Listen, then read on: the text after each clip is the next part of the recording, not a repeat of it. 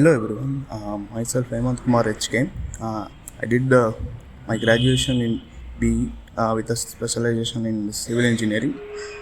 A year of pass out is 2021 from East West Institute of Technology, and I have an aggregate 7.65 in engineering, and I joined Jspider in February 3rd.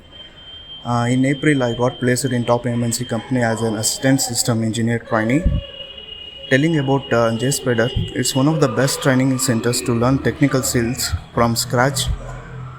I'm from basically I'm from civil department, and before joining Jspider, I don't have any knowledge on Java and SQL programming.